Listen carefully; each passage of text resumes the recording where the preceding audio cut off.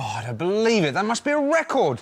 You haven't even got past the first line, and everything's gone wrong. Well, welcome to a very blurry smart. Look at your face. It's all gone wobbly. Oh, thanks very much. I really needed to hear that.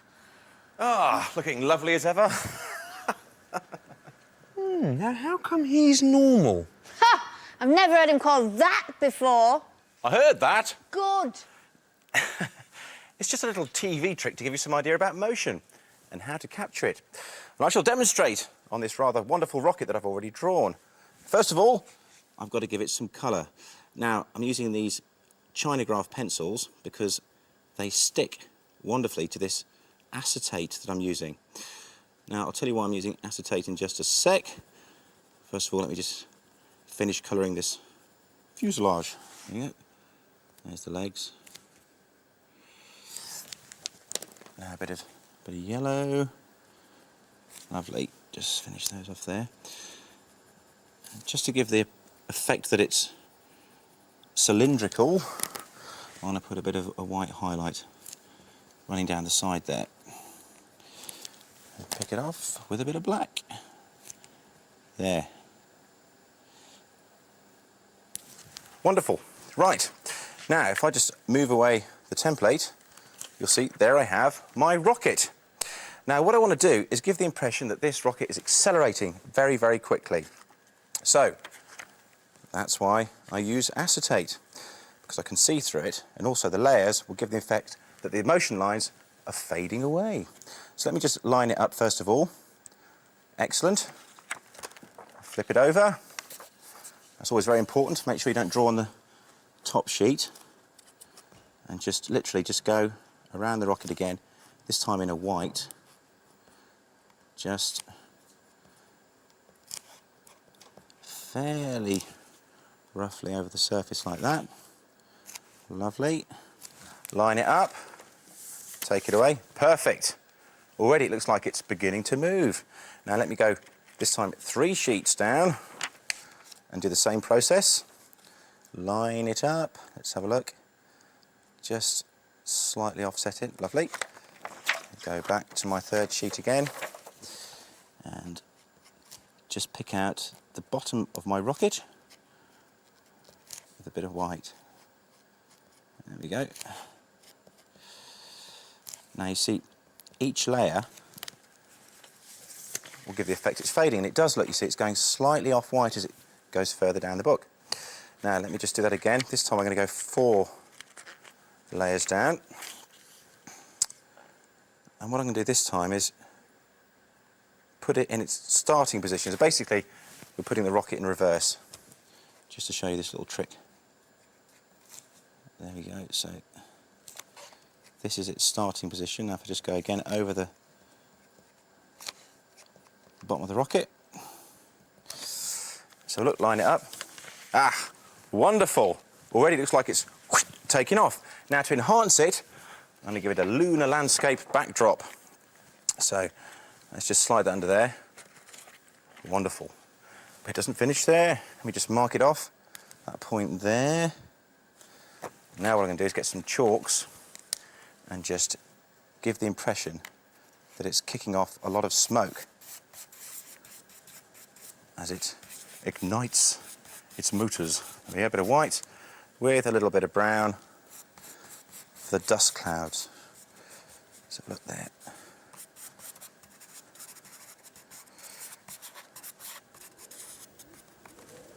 Now, let's have a look at this.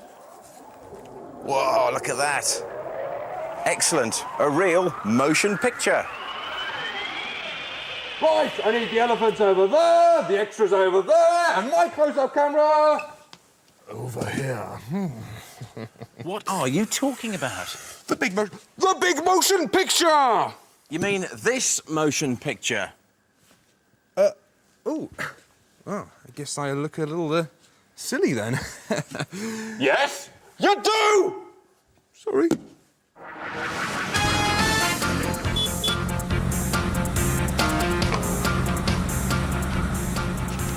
How do you draw a field of sunflowers, asks Katie Outhwaite from Rugby. Well, pastels are your best bet for this, Katie, because they give a nice smudging effect. So start with a pale yellow colour, Just do that as a background, smudge it in. And then a slightly darker yellow, just do some flower shapes. These don't have to be neat at all. Nice big shapes, and then some smaller ones a little bit further back, like that, and even smaller ones in the distance there. And then just with a circular motion, smudge those in, like that, starting to look like flowers now. And then add to that a little brown smile under each one for the centre of the flower. Just give that a little smudge on each one again, for a bit of definition. And the final touch with a green, just have a hint of some leaves.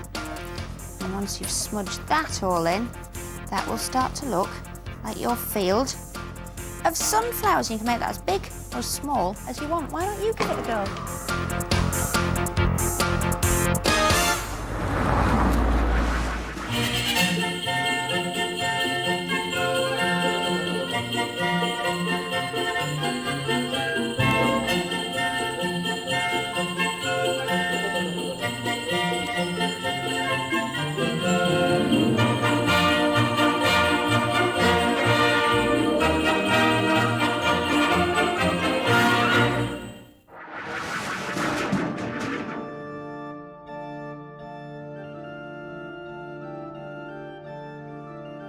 Italian artist Giuseppe Arcimboldo became famous for his original and bizarre portraits. The subjects were constructed from a variety of objects, such as fruit and vegetables, or in this case, books. His unusual style was encouraged in Vienna by Emperor Rudolf II, who surrounded himself with eccentric artists and mad scientists.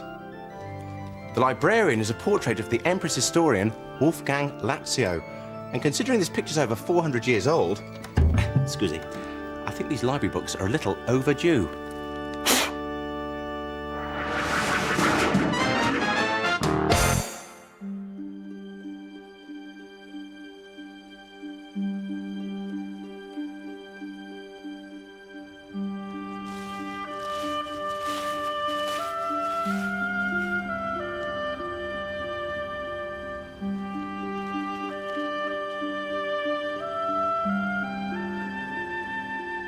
Autumn is the season of mist and mellow fruitfulness, conkers, bonfires, and falling leaves. And that, by the way, is why it's called fall in America.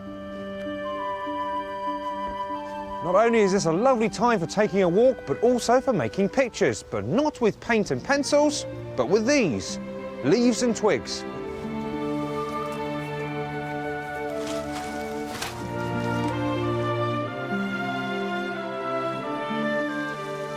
These fabulous grounds are part of the Clifton Estate in Buckinghamshire, built in 1851 for the Duke of Sutherland. He later sold it to a famous American called Lady Astor, who was actually the first female MP and fabulous party host. The gardens are now owned by the National Trust, and they hold regular painting days here. Well, hey, look at all these fantastic leaves and the perfect view. The first thing we need to do is work out what is going to be the first thing we put down onto the picture, because this is a collage and it's got to be that big tree in the background. So I'm going to use some of the leaves that are still attached to a branch. Now, if I was to put that into the picture there, well, it's kind of everywhere and it needs to be a little bit thinner like that. And if I was to glue that with, say, PVA glue, it wouldn't really stick. So what I'm going to do is something very ingenious. I'm going to get a compass and very carefully work out where I want to punch a hole in the card. Turn over the card and then go with the hole. And that is how we're going to attach it, with a pipe cleaner. So we're going to stick that through one end, brace the tree, and then thread it back through the hole, which is a little difficult. And that tree is fixed in place. Beautiful. Now we can start working on the other layers which build up in front of it. Yes, these will do, look at that. And this will also cover the pipe cleaner in the background. And the only way we're going to secure that is with this double-sided tape. And I'm literally just going to put it over that branch and peel off the backing, which is sometimes the hardest thing to do. Done it. Then I should be able to get a clump of those, stick it directly to it, like that.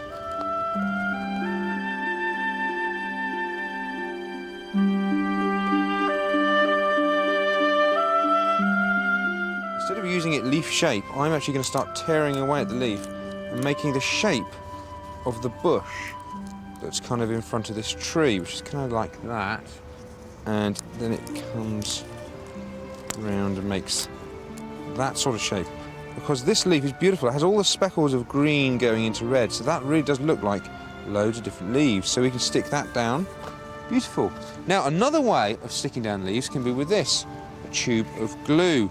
Now, if I overlap this glue from the leaf onto the card, I can then find an appropriate leaf, perhaps this nice one here. In fact, that already is in the shape of a bush, and I can overlap it like that. And this glue works just as well.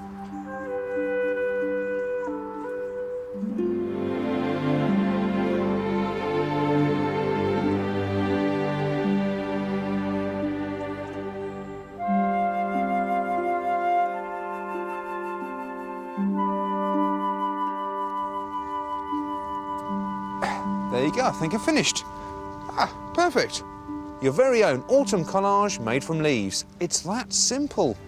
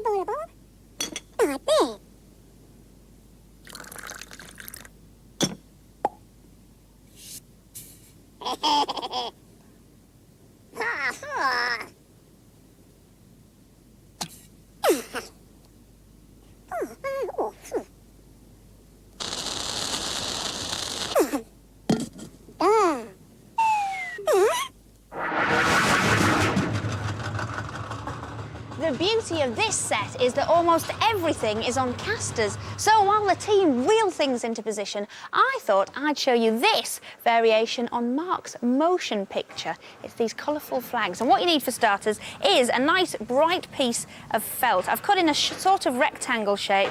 You'll see that I've kept it wavy because that makes it look like it's fluttering in the breeze. And then the next thing you need is one of these garden sticks. You can get these in packs from garden centres. And if I just flip this over, on the other side I've got a strip of double-sided tape, and all you need to do is sit your stick into the centre of it like that and fold over, and that will keep your stick nicely in position and ready for your flag to be decorated. So a bit of glue, I'm just going to do some splodges. Now this glue dries clear, so it doesn't matter. Making a bit of a mess, 6 splodges, and then I have got these mini pom-poms which you can get in craft shops or even in toy shops, and they are ideal for just sticking onto my flag like so, and then you can just leave that to dry. But if you don't want to use pom-poms, how's about this glitter glue pen that I've done here, or I've got sequins on that nice yellow one, or even stick-on stars. So there you have it, another motion picture. Oh, I've done it again, haven't I?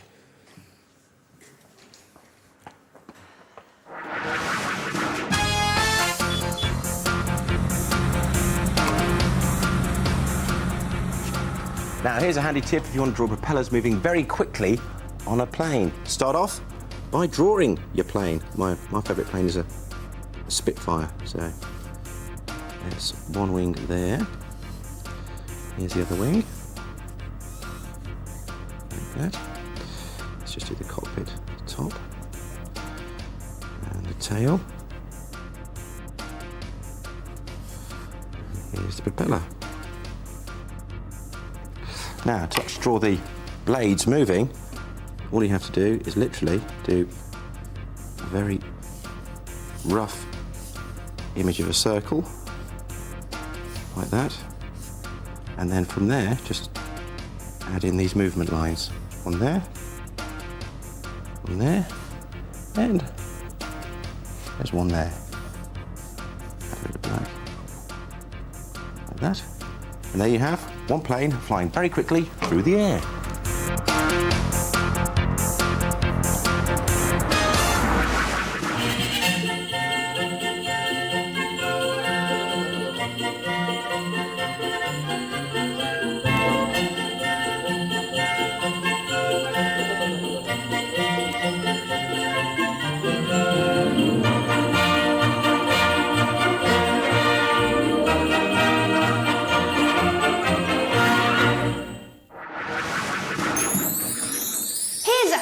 Card for you to try, and you've still got time to pop it in the Christmas post if you hurry. So, how'd you make it, Big Kirsten?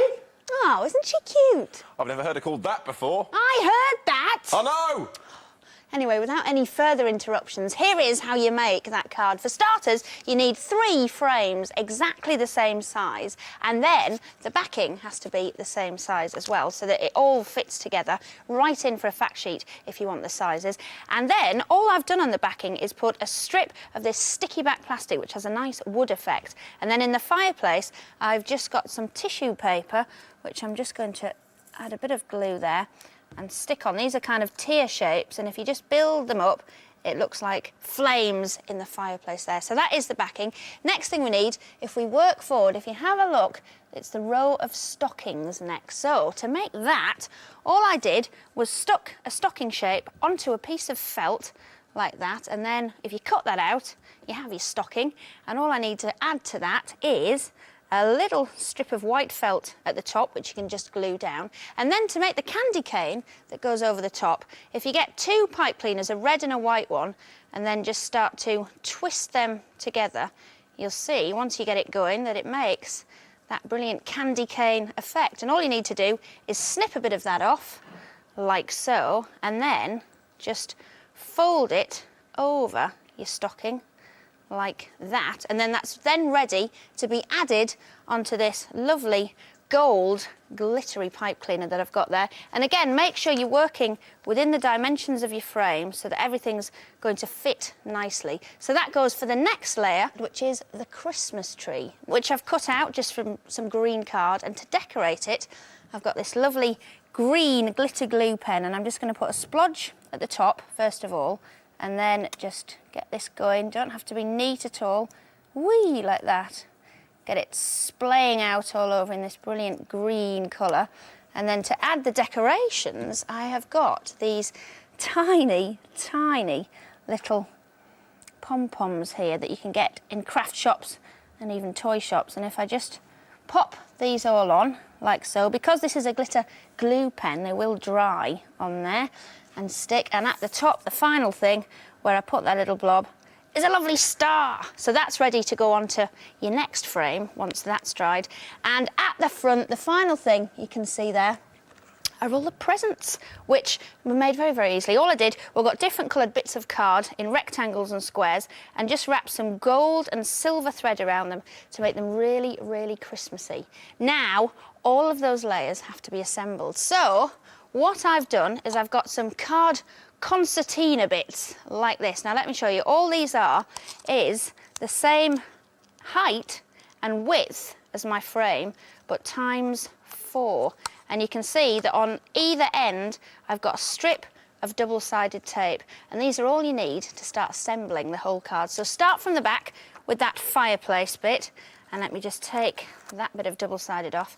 So first of all, stick this down on that side like that. It's very, very springy, and this springiness helps make the card 3D, but also because it is a concertina effect, it means that it'll all squish down and fold up into a card quite easily. So add the stocking layer first, like so. Just stick it on, and you'll see what I mean now about how springy it is. And all you have to do is keep building those layers forward, and there you have it, your 3D Christmas card. How do you draw an octopus? That's a good question, Jack. Imagine you've blown up a balloon, you've let go of it, it's gone and it's landing right here on the paper. that shape there. Then count 8 legs. 2, 3, 4, 5, 6, 7, 8. Now what you need to do is add some suckers onto those tentacles. So you just do little circles like that, down all the way down the legs. I won't bother doing all of them right now, but I'll show you how to do an eye. Just a couple of circles like that, and that's it. There's your octopus. What do you think? Great!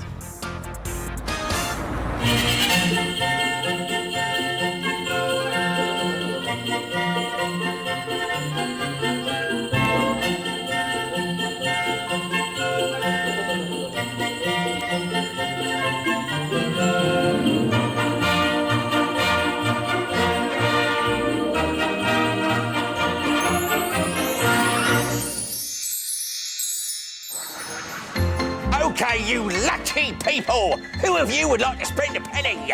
Oi! Don't be rude. You'll have to explain yourself to the ladies and gentlemen. Oh, you know. Penny, penny whistle, whistle and flute, suit, suitcase. Oh, it don't make much sense. All right, the suit I can understand, but where did the case come from? The back of the vein, like always. Oh, anyhow, next time you will need a sheet of acetate and some coloured wax crayons. Sweet. And remember, he who draws wins. Oh, I put a scarper, sorry. Mark and Jay, number 11, Donut Street, Stupidsville, La La Land. There we go. Hope they like it. Now all I need's a stamp. I think she's gone. OK, but we'll have to be quick. Jay, are you sure we should be doing this? Well, it's our card, and it's addressed to us. Hey, what are you two doing? That was going in the Christmas post. Come to think of it, it still is.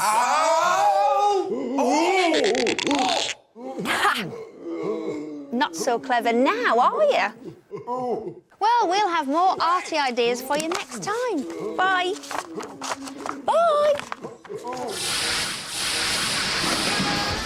If you want to send a picture into the gallery, this is the address. Smart. P.O. Box 5053, London W12 6AW. If you want a fact sheet, please send a large stamped addressed envelope to the same address. You can also get a fact sheet via the CBBC website.